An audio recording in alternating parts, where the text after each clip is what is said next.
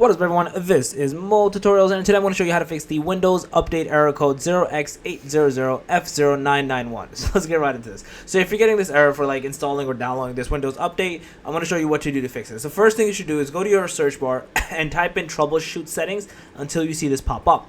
Once you see this pop up, in here click into additional troubleshooter, and in here click into this Windows Update troubleshooter. It literally is a troubleshooter for Windows Update. So this shows you like how much issues actually happens.